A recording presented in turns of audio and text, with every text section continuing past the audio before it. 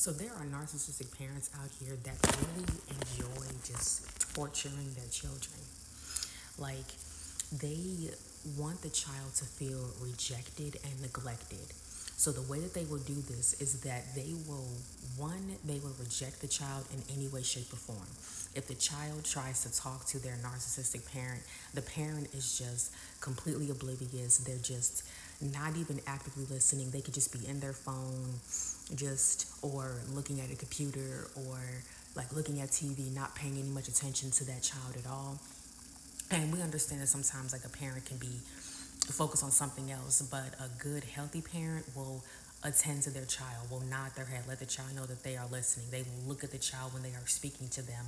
Even if they have to multitask, they will make sure that they let the child know that they are listening. But narcissistic parents completely ignore the child, completely make the child feel rejected by when the child wants to talk to their parent.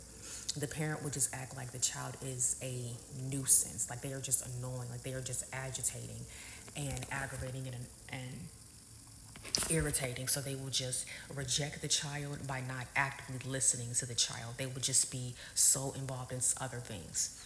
Other things that they do is they neglect their child, where they're constantly telling the child no to meeting their needs. Now, it's different when the child is asking for certain things that they may want, maybe like whatever the case is. And if the parent doesn't have it to give, or if the parent chooses to say no, that's on the parent's choice. But when a child comes to their narcissistic parent for something that they need, like they actually need something, and the parent refuses to help the child out, when the child is coming to their parent for help, they're saying, hey, I need this, can you help me with it? And the parent tells them no. The parent be so bitter. Narcissistic parents be so quick to tell their children no, you can't have that, no, I'm not helping you, no, figure it out, no.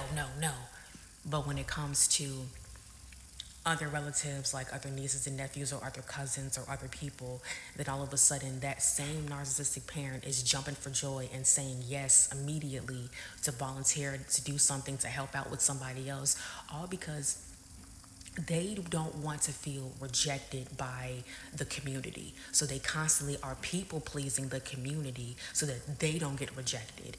But that rejection that they feel deep inside, they project that rejection onto their child, and they make their child feel rejected.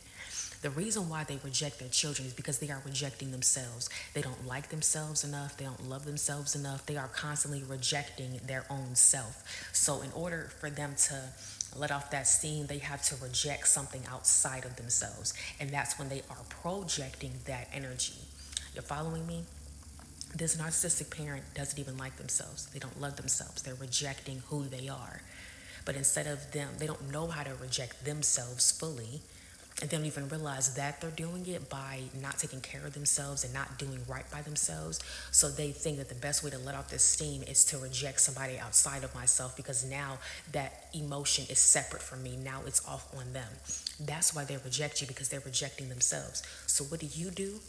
You accept yourself. You don't even go to them to allow yourself to be rejected. Don't even go to them to allow yourself to be neglected. If you really need something, then ask them. But if you can go without asking them, go without asking them. Because don't put yourself into the position for them to project their rejection and their neglect onto you, because you no longer deserve that. You never deserved it. You don't deserve it. And by you having more independence, by you creating some distance, by you doing your own thing, by you shining your light regardless of how it makes them feel, your light defeats their darkness.